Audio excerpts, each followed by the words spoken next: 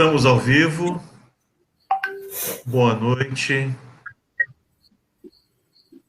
Jória, por favor, pode dar início. Boa noite a todos, sejam bem-vindos. Essa live, ela se propõe a apresentar mais uma obra realizada pela editora temática, dessa vez aí com o apoio, é um projeto fomentado pela Lei Aldir Blanc, a Lei 14.017 de 2020, né, de iniciativa da Funcultural, que é a nossa representante da cultura do município de Porto Velho. E hoje nossa convidada é Núbia Lopes, ou ela irá explicar melhor se é Núbia Sussuarana. Eu quero que ela conte um pouquinho até sobre essa história do nome, a história dela, que está lançando a sua obra sobre Libras, já é a sua quarta obra. Então, Núbia já está se tornando aí uma escritora madura, né, nesse sentido, e eu vou já passar a palavra para você, Núbia, para que você nos conte um pouquinho da sua origem, da origem do seu nome, se você é aqui minhoca da terra mesmo, e um pouco sobre que eu fiquei sabendo aí da história de um certo Manelão, não é? Conta um pouco para a gente quebrar o gelo. Ai, que lembrança legal, é uma honra. Manelão é meu pai. Manelão é o famoso, né, conhecido piloto da máquina 18, 15, né? Meu pai teve um período bem longo aí de trabalho na Estrada de Ferro Madeirão Mamoré. Ele, na verdade, entrou, ainda era de menor, né? Ele ainda não tinha atingido os 18 anos, mas começou ali como foguista, e aí foi sendo promovido, ele morava em Guajará-Mirim, foi sendo promovido a ponto de ser destacado para Porto Velho, que é a estação inicial. Quando ele chegou em Porto Velho, nós fomos morar lá no bairro do Triângulo, porque como ele tinha muitos filhos, ele não podia morar na Vila dos Ferroviários, nem na Candelária, e nem naquelas casas assim que fica de frente para a estrada de ferro que a gente conhece como as casinhas, né? Porque as casas eram pequenas e ele já tinha aí 7 filhos, então a gente foi morar numa casa grande, com um quintal grande, próximo da estrada de ferro, né, no bairro do Triângulo, e foi lá onde eu nasci. E o nome Sussuarana? Conta um pouquinho, tira essa dúvida. Sim, o nome Sussuarana eu uso hoje como nome artístico, mas na verdade ele é o nome de fato, né, de direito da minha família, por parte do meu avô materno. O meu avô materno é soldado da borracha, né, não foi, né, já é falecido, e veio nesses períodos aí acompanhando o pai dele, Sussuarana também, beirando aí os seringais do Acre até chegar em Guajará com a família dele, né? E lá se encontrou com a família do meu pai. E aí foi onde o meu pai e minha mãe se conheceram em Guajará-Mirim e vieram casados já para Porto Velho. E aí eu não sei explicar muito bem, eu acredito por questões de preconceito, né? Por ser o nome de uma fera, né, traiçoeira, muito, enfim, né, é uma figura da floresta amazônica, a onça sussuarana. Né? Então, meu pai preferiu tirar do nosso nome e substituir pelo outro nome, que é o Lopes, da minha avó. Então, a gente ficou muito triste, porque é uma identidade muito forte. E aí, em umas pesquisas que a gente tem encampado aí em família, principalmente sobre a liderança da minha irmã, já há 10 anos, a gente constatou que esse nome surgiu na Confederação do Equador, né? Os correligionários que lutavam contra as opressões e resquícios, heranças do Império, né?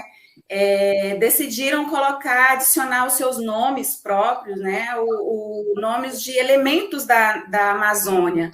Então, tem os buritis, que é desse período, tem os ibiapinas, tem os sussuaranas e todos esses outros nomes que têm a ver com a fauna e flora da Amazônia, possivelmente, bem possivelmente, surgiu junto com esse movimento que pretendia destronar, né, essa herança, né, essa influência de domínio de Portugal e implementar a força do Brasil de fato, né? Porque o Brasil já tinha sido declarado independente, mas ainda estava sob forte influência, né, dos ideais portugueses, né?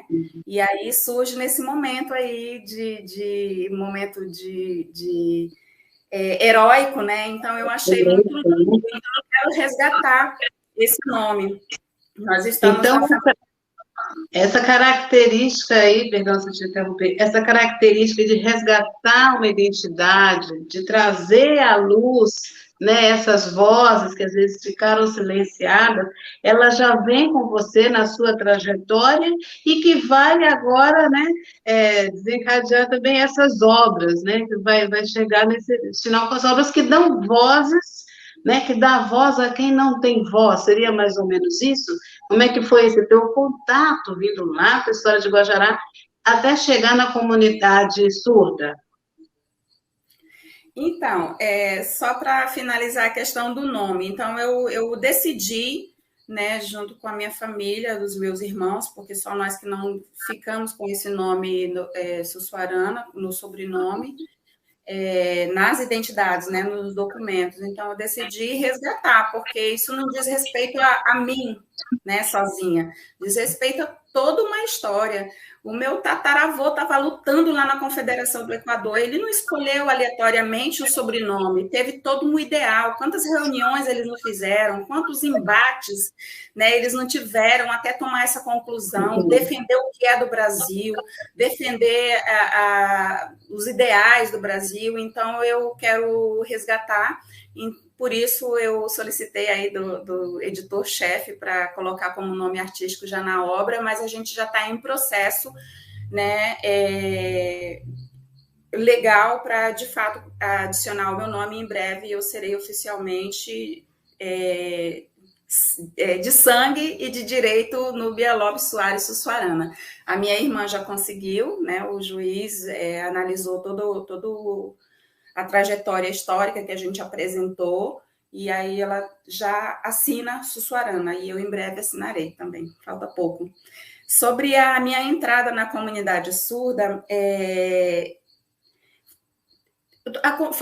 foi plantada uma semente no meu coração na infância ainda, né? A gente morava ao lado de duas irmãs, né? Uma delas se chama Nilda, e ela é surda, porque eu tenho notícias de que ela está viva, é mãe e tal. E a gente brincava de macaca, elástico, igual as crianças daquela faixa etária e daquele local. Mas na hora de ir para a escola, ela não ia, porque ela é surda. Só que as regras da macaca, do elástico e todas as outras brincadeiras, ela entendia, porque a gente fazia apontações, gestos, né? E a gente usava todos os recursos ali para manter uma comunicação na nossa relação ali de brincadeira. Na casa dela também, a mãe fazia gestos que eu ficava observando. A mãe chamava, fazia gesto assim para ela ir tomar banho, era a hora do banho, ela saía correndo, tomava banho, pedia o cigarro, colocava o dedo na boca. Eu falei, poxa, então dá para se comunicar. E aí depois nós mudamos, perdi o contato com essa moça, e ficava muito triste, porque na hora de ir para a escola, nós íamos e ela não. Então, naquele período, a Libras não era, ainda não tinha a lei, porque a lei só veio em 2002, né, que é a chamada Lei da Libras, 10.436, é conhecida mais como a Lei da Libras, e isso era Rondônia ainda era o território das nossas brincadeiras, então a Libras nem era considerada língua, né? Não para a sociedade em geral, mas para os linguistas, né, que já vinham estudando aí as questões da sociolinguística, já sabia-se que as línguas de sinais eram línguas naturais, né? E aí essa semente foi plantada no meu coração, várias perguntas, várias inquietações né, que ficaram adormecidas até que, já como professora da rede do Estado, eu recebi uma demanda de 13 alunos surdos. E o contrato da intérprete acabou, a burocracia demorou a trazer novamente essa intérprete, eu me deparei com esse desafio de dar aula para surdos sem saber Libras, porque a minha lembrança era só de apontação, de como é que eu vou trabalhar a história de Rondônia com alunos surdos, com apontação não dá. O máximo que eu podia fazer é trazer mapas, né, gravuras, organogramas, mas não dava. E aí eu, com essa minha inquietação, escrevi uma carta para o secretário de Estado da Educação na época, expliquei as minhas demandas e me disponibilizei a fazer um curso de Libras. Um ano depois, esse curso veio em 3 fases: básico, intermediário e avançado. Foi aí que eu, de fato, entrei na comunidade surda, porque a minha primeira professora era surda, né? E aí eu comecei a conhecer por meio dela outros surdos, e aí comecei a participar de eventos, né, de Libras, onde tinha participação de surdos, comecei a frequentar uma igreja que tinha vários surdos. Então eu fui muito feliz no início do meu aprendizado, né, de Libras, porque eu passei da fase de aprendizado interlíngua para a fluência muito rápido, porque eu tive esse contato direto com os surdos por meio da Libras. Então, eu me envolvi de tal forma que chegou um momento assim que eu decidi, não é isso que eu quero para a minha profissão, existe essa possibilidade e eu vou estudar isso, eu vou desenvolver nisso, e estou aqui como professora e intérprete de Libras. Que incrível, Núbia. E quando você teve esse primeiro contato lá atrás com a Libras, como você se percebeu o seu corpo nessa linguagem? Porque há uma sutil mudança, não é? Como que você percebeu as suas emoções? Isso te afetou de alguma forma? Te transformou também como pessoa? Sim, muito. Eu vi as pessoas sinalizando e eu percebia que existia uma comunicação mais profunda, de fato, e efetiva, né? Então, aquilo para mim me encantou. Aí eu falei, não, eu quero aprender Libras, eu quero ajudar, né? Se existe uma possibilidade de dar aula para essas pessoas, né, que não tem como assistir aula ou participar de uma aula de forma oral, eu quero aprender Libras para eu ensinar direto em Libras. E foi essa minha primeira atuação como profissional da Libras foi como professora bilíngue. Então, eu já entrei na Escola 21 de Abril como professora bilíngue. Então, na minha turma, que a gente chama de sala bilíngue, só tinha surdos. Então, eu ensinava história direto em Libras, eu não precisava do intérprete, né? Como a sala era só de surdos, então eu dava aula direto em Libras. Eu ensinava geografia, cheguei a dar aula de artes, que eu me lembre, e foi isso. E aí, a partir daí, como havia muita necessidade, hoje não, hoje tem bastante profissionais, intérpretes na área, mas naquela época tinha muita necessidade, então eu acabava fazendo o papel de professora bilíngue. Tem alguns professores que não sabiam Libras e eu ia para a sala deles interpretar a aula deles, então eu ficava nessa vai lá, vai cá, vai lá, vai cá. Nossa, e isso te levou, então, até esse livro. Fala um pouco sobre esse livro, o título dele, por que da necessidade, da importância dele, que a gente observa. Sim, então, todos os meus livros surgiu também de inquietação, de problemas que me incomodavam, né? Esse que estou lançando hoje, que nós estamos lançando hoje, foi um material que foi surgindo na medida da necessidade. Então, eu tive um projeto, me foi confiado um projeto na Igreja às Nações de dar aula de Libras para 3 turmas, né, para um curso de Libras. Então, da mesma forma, eu fui procurando material, era uma turma heterogênea, era mães de surdos, né, que já tinha tido contato com surdos, e já sabia alguns sinais, tinha aquela experiência já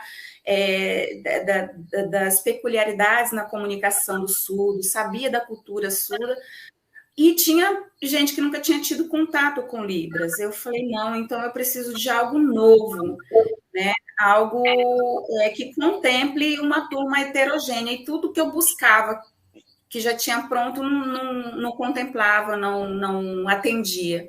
E aí eu fui construindo meu próprio material. Dessa forma, eu inicialmente criei uma apostila que eu disponibilizei para os alunos, e aí eu fiz uma apostila para a turma de famílias de surdos, que já tinha aquela experiência com surdos, que eram mães de surdos, né? Uma turma que eu fiquei muito feliz em trabalhar, saber que a família do surdo estava interessada numa comunicação mais estreita com o seu parente surdo, com a sua família surda, né? Então, tinha tio de surdo, irmã de surdo, mãe de surdo. Então, para mim, foi, assim, um grande presente essa turma.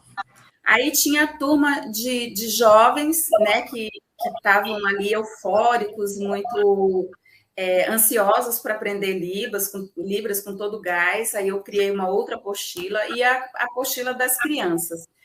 Então, esse material é um compilado das 3 apostilas, né, que eu fui criando ao longo do ensino de Libras para essas 3 turmas. Quando surgiu a oportunidade e eu sempre alimentei o desejo de transformá-lo num material didático conciso, com uma edição profissional, um material mais elaborado, mais elaborado. E aí foi nessa oportunidade do edital da Lei Aldir Blanc que a gente elaborou ele num formato de projeto, e aí, graças a Deus, nós conseguimos, então, aí lançá-lo como um livro, que vai ser de grande utilidade aí tanto para professores como para aprendizes de Libras. Vai apoiar didaticamente, né, o professor, vai ser um apoio pedagógico para o professor e para o aluno. Então, eu acredito que, pelo menos eu espero muito, né, que ajude aí nessa área. E aí, como vocês viram aí, a capa do livro, a gente pode colocar de novo, uma capa belíssima, Núbia. Eu queria que você falasse um pouco sobre ela, né, com esse título, Essa é a Nossa Língua, uma introdução a Libras, e essa imagem. Quem que é essa moça, afinal de contas? Conta pra gente. Então, essa capa foi também uma inspiração que só pode ter vindo do céu. Eu fiquei muito feliz quando eu vi essa capa pronta, eu me emocionei. Eu não me contive antes dela ser editada no livro, eu já compartilhei com a família, com o Abel, né, que é o nosso editor da temática, porque eu realmente fiquei muito feliz. Eu interpretei um conteúdo cultural que falava sobre um cineasta famoso, Glauber Rocha, e ele tem umas fotos, né, que ele deu o nome de Janela da Alma, né, que é uma foto que ele faz assim com os olhos, né, assim com os ouvidos e assim com a boca. Aí eu falei, gente, janela da alma são os sentidos, né? Então, para os surdos, a janela da alma é o visual, é por onde capta as informações, fazem as leituras de mundo, né? Para depois transformar em fala pelas mãos e pelo corpo. Aí eu queria algo que comunicasse isso, porque a gente costuma ver, normalmente, capas de livros de Libras com as mãozinhas, né, com a letra L, e depois coloca a datilologia aqui de Libras. Eu falei, não, quero algo que já na capa comunique isso. Aí eu juntei essa ideia com a professora Carnop, que é a professora de Libras da Universidade Federal do Rio Grande do Sul, que ela usa um termo nos artigos dela, nos livros dela, que ela classifica o surdo como o povo do olho. Eu falei, pronto, então vamos colocar a janela, né, como no olho, como a entrada para a alma. E aí, conversando com o web design da editora temática, que é maravilhoso, teve uma paciência enorme para compreender, eu explicar para ele sobre a cultura surda, sobre a questão visual do surdo, que é mais aguçada. Aí eu misturei o Glauber Rocha com a Carnop, e ele ficou me escutando, e aí está aí a obra. Para mim é uma obra de arte, essa capa, eu fiquei muito feliz. Se vocês perceberem, na pupila dos olhos dela tem um globo bem colorido, né? Que é como se ela estivesse captando o mundo, as informações do mundo pelo visual. Espetacular, ficou bem bacana mesmo, eu também gostei muito. De parabéns aí. E a moça, eu... né? Rogério Mota. Rogério. O Rogério, que é o artista aí, web design, que captou e imprimiu em uma arte, né? Essas informações que foi passada para ele. Eu fiquei muito feliz, estou muito emocionada. Cada vez que eu olho para essa capa, eu fico muito emocionada, porque, de fato, comunica. E eu acho que a comunidade surda, né, principalmente os surdos, porque a comunidade surda é composta de surdos e ouvintes, eles vão entender de cara essa comunicação.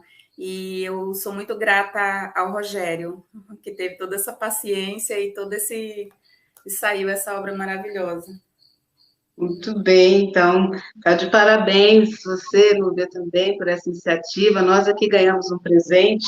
Eu vou passar a palavra, então, para o Abel dizer onde que nós vamos encontrar a obra, quando, e depois, Abel, a gente pode ir finalizando para os agradecimentos, né, da Núbia. Eu já deixo os meus aqui a vocês pelo convite. A Núbia é grande amiga, parceira e autora, eu sou admiradora dessa Sussuarana aí. Então, já me despeço de vocês, fico por aqui para acompanhar. Abel, com você. Estão perguntando qual o nome da moça surda que é modelo da capa. Pode falar? É a Beatriz. Você fala ou eu falo? Beatriz? Não, pode falar. É a Beatriz. A Beatriz, ela é surda, nasceu surda, ela é surda profunda, né? E ela é muito fotogênica, é uma surda que se expressa muito bem, né? Então eu falei, então é a oportunidade agora de colocar a Beatriz nessa arte. Aí já fui lá, se vocês entrarem no Instagram dela, vocês vão ver que ela é muito fotogênica, ela não se esforça muito nas fotos e fica bem bonita. E aí eu tive a ideia de pegar, né, alguém que representasse tudo isso, esse visual, esse mundo visual, esse povo do olho, né? E aí nós colocamos a Beatriz como modelo. A Beatriz, o sinal dela é assim, né? A Beatriz é estudante, tem 28 anos, é estudante de Letras Libras, está quase finalizando. Ela me contou que o sonho dela é se casar e, principalmente, ser professora de crianças, e ela já tem feito algumas práticas relacionadas, eu fico admirando, eu falei, é verdade, o sonho dela realmente, porque ela tem um jeitinho todo especial com as crianças, quando a gente frequenta, né, lá na igreja, a célula da igreja, ela realmente tem todo o tato, né, todo o jeito, assim, com a criança, então ela será uma excelente professora do ensino infantil, do ensino básico. Bem, Núbia, eu queria rapidamente apontar que, numa visão panorâmica, Rondônia, e particularmente Porto Velho, está bem situada em relação à cultura surda, a muitos investimentos, né, governamentais nesta área. Existe uma escola bilíngue do município, existe o curso de Letras Libras da Universidade Federal de Rondônia, E existe tantos cursos, é um movimento forte, né? Açaí com Libras.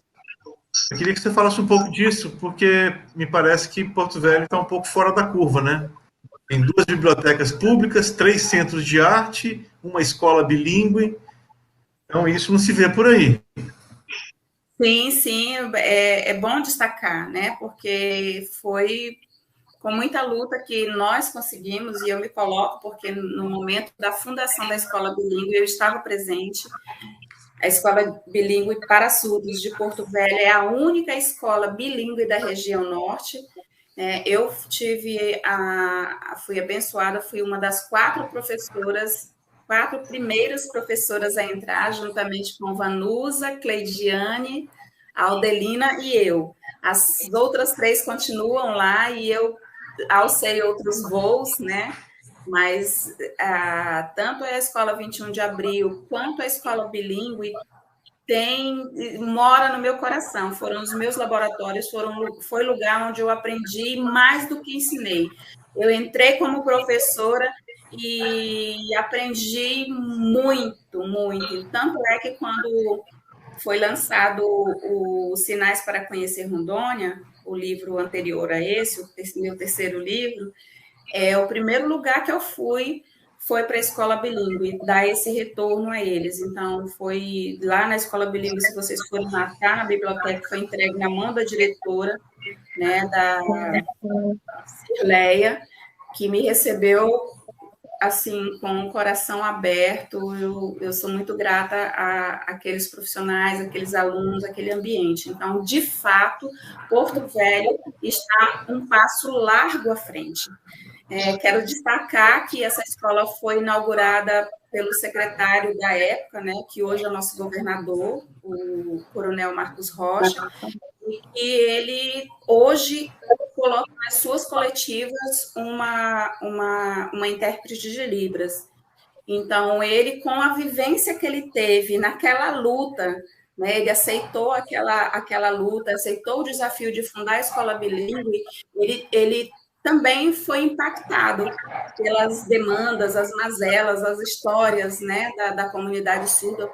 Ele conviveu, de certa forma, um período com essas pessoas, até entender que, de fato, algumas pessoas diziam assim, a escola bilíngue para surdos é exclusão, não é inclusão, porque você vai ensinar, a língua de instrução é Libras, né? Então você vai estar excluindo quem não se comunica pela Libras.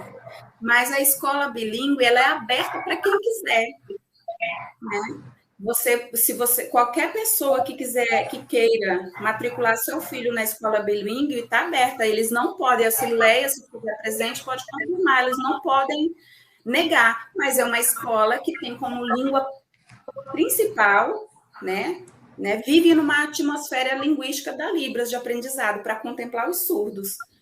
Né? Então, eu acredito que a inclusão do surdo é diferente de outras inclusões, é uma inclusão comunicacional, também de aprendizado, tem que ser todo adaptado para a questão visual do surdo, então daria aí uma outra live, né? Então, de fato, Abel, você tem razão, Porto Velho está de parabéns. Né? Nós temos também na Universidade Federal o curso de Letras Libras, que também foi uma conquista enorme, e Rondônia tem avançado muito nessa área, tem colocado no mercado excelentes profissionais. Hoje eu me deparo com colegas de profissão que há 3 anos eu não vejo, e vejo interpretando assim fluentemente, isso me encanta, né? Ver esse salto. Né? Então, Porto Velho está bem servido de profissionais qualificados. Tem alguns que ainda estão caminhando, né? Mas é só se dedicar que logo chega aí a fluência. Muito bem. Eu quero agradecer. Nós seremos rigorosos hoje com a questão do horário, por termos o Vinícius, né, fazendo aí esse belíssimo trabalho de tradução. Tradução, versão, intérprete, eu fico confuso com esses 3 termos, viu? Oi? Interpretação. Vinícius, nós já trabalhamos em outro projeto e eu estou surpreso e feliz de vê-lo atuando. Isso é muito bom. Bem, amanhã vai estar disponível o e-book, nós marcamos para essas 18 horas, porque nós precisamos fazer uma integração de natureza tecnológica e amanhã estará disponível no endereço que nós já colocamos, tanto no YouTube quanto no Facebook. A obra também será impressa, a Núbia vai divulgar, nós colocaremos ela também para impressão sob demanda, para que qualquer pessoa do Brasil e do mundo venha a adquirir, ter contato com essa obra. E queira Deus que nós consigamos avançar na publicação de obras outras, Libras.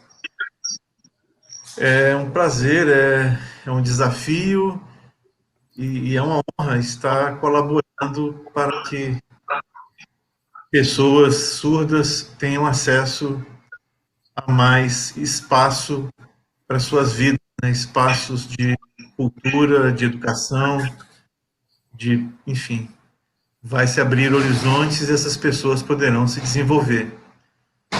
Então, que estejamos juntos, somos gratos aos editais da Lei Aldir Blanc, à equipe da Funcultural, todos que se empenharam para que esses recursos fossem bem aplicados, e só temos a agradecer por tudo que está acontecendo, por todo esse movimento em favor da educação, da arte, da cultura em Rondônia, no Brasil, e que nós continuemos fazendo bonito. Obrigado, Núbia, obrigado, Jória, obrigado, Vinícius, obrigado aos que estão se fazendo agora presentes e aos que nos assistirão depois. Abel, antes de concluir, eu queria... Posso? Eu queria agradecer ao prefacista dessa obra, que é uma novidade também, é o Odirley. É a primeira vez que ele prefacia um livro, ele ficou muito temeroso, né? Será que eu vou conseguir e tal? Aí a gente devagarinho foi explicando o que era um prefácio, apresentamos outros prefácios, porque ele é uma sumidade no ensino da Libras, é um surdo muito competente, né? Muito esforçado, obstinado pelo que ele faz bem feito, já participei junto com ele de algumas bancas, fizemos alguns trabalhos juntos, e eu sou testemunha do quanto ele é esforçado. E hoje ele é estudante de mestrado, né, e já é do quadro, é professor do quadro há muitos anos, ele é muito requisitado para projetos, ele já ensinou policiais militares, bombeiros, agentes penitenciários, profissionais do Tribunal de Justiça, então ele é muito requisitado e muito competente. E aí eu falei, e ele tem uma atuação muito forte em defesa dos direitos da pessoa surda no município de Cacoal. Ele é bem ativo. Eu falei, pronto, então vai ser o Odirley, o prefacista, fiz o convite, e ele aceitou, estou muito feliz também. E fiz o convite para a Jória fazer a orelha da obra, e ela também aceitou, então essa obra está cheia de coisas gostosas, de convidados que foram assim, a cereja da obra. Sem contar com um conteúdo que eu acredito que vai ajudar muito, porque tem me ajudado. As pessoas falam, ela é autora, ela escreveu, então está tudo na memória. Não está, porque às vezes eu esqueço, eu volto lá para consultar, para confirmar.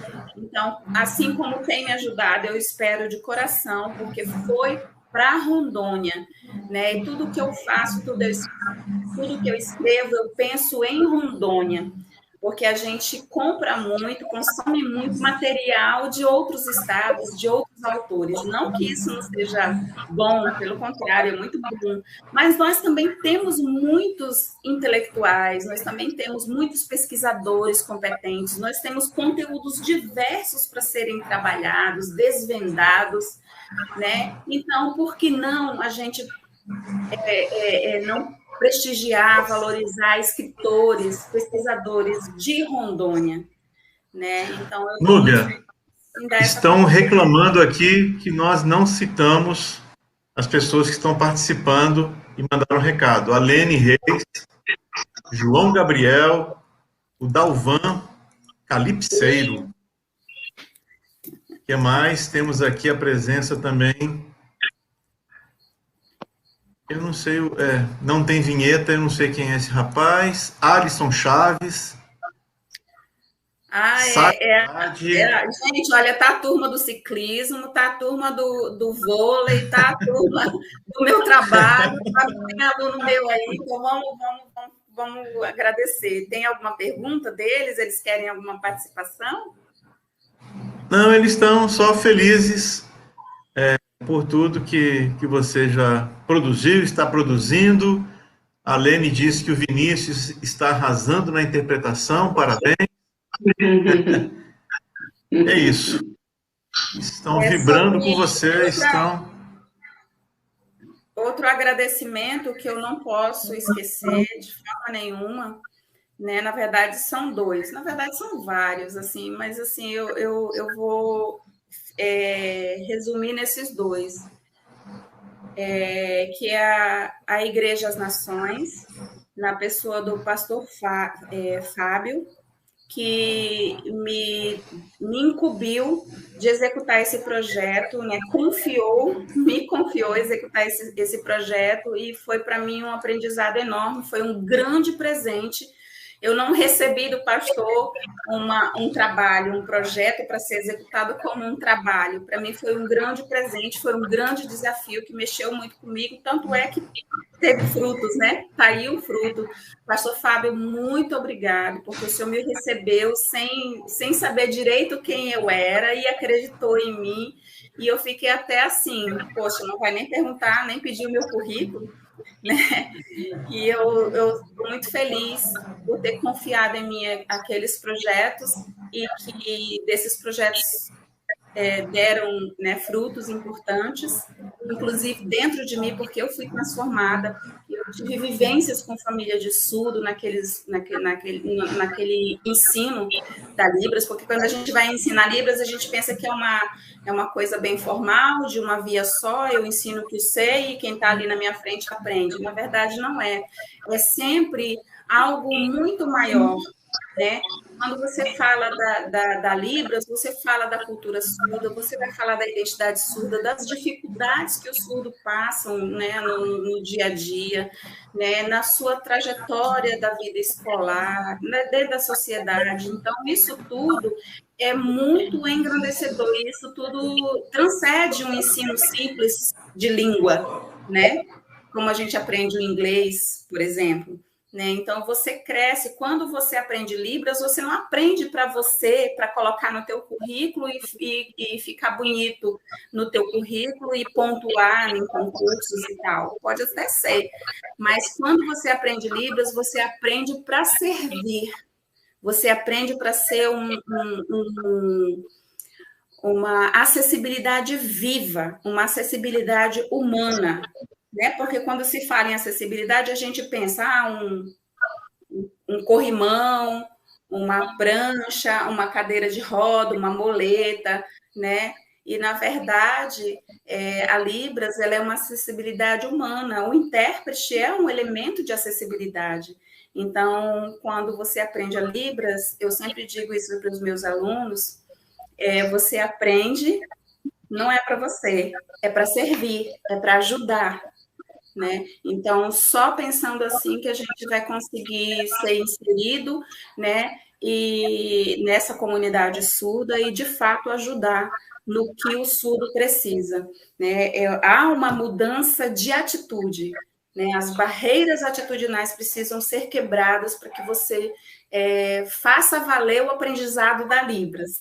Né? Quem é profissional da área de Libras sabe que se quiser aprender Libras para ganhar dinheiro, vai ter que ralar muito, né? Vai ter que trabalhar em 3 empregos, fazer bico de todo lado, porque ainda não é uma profissão tão valorizada. Reconhecida já é, graças a Deus, né? Por meio de muitas lutas, mas ainda não é tão valorizada.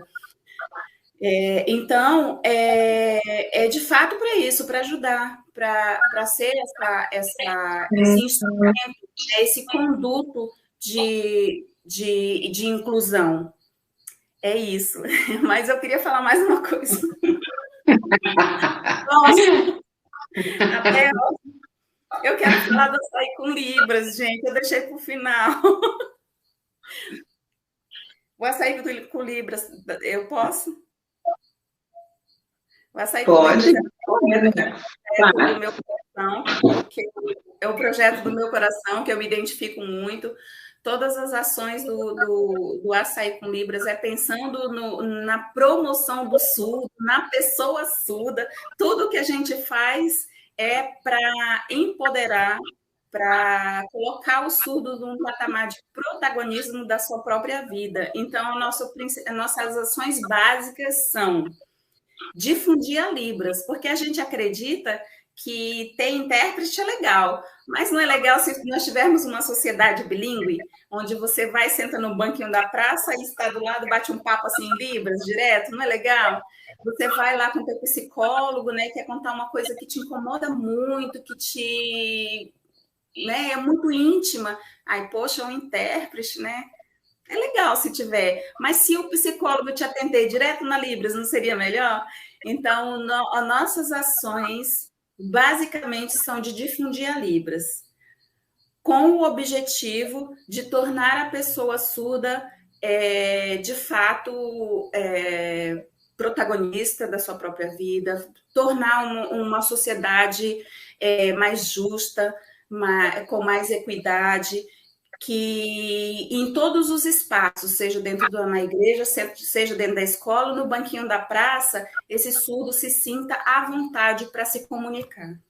Então, é por isso que eu sou apaixonada e muito grata por fazer parte desse projeto Açaí com Libras, porque a gente não pensa, né, nós não temos fins lucrativos, tudo que a gente faz é com a nossa mão de obra, é com o nosso dinheiro, é com o nosso esforço. Às vezes a gente faz algumas ações de venda de camiseta para fazer um outro evento maior e tal, mas então é um projeto que eu me sinto muito feliz de fazer parte, me sinto muito útil, e é isso. Muito obrigada, Libras. Muito bem. Muito bom. Então, Obrigada a você. Estamos encerrando oficialmente este encontro. Somos muito gratos à Núbia por mais essa obra publicada. Sigamos firmes em nossos sonhos e nossos ideais. Temos muito que realizar e tenhamos saúde e paz no coração. Amém. É isso. Obrigada, Avante. gente, que prestigiou. Obrigado, Anderson. Obrigada ao pessoal da Açaí com Libras, da igreja, do vôlei, meus alunos, tá? Obrigada. Beijo no coração. Qualquer coisa, me dá um alô que eu explico detalhes da obra, de acessos, links e demais detalhes, tá, gente? Obrigada mesmo por vocês estarem aí. Estou muito feliz com a presença de vocês. Arlisson, beijo. Lene. Até a próxima.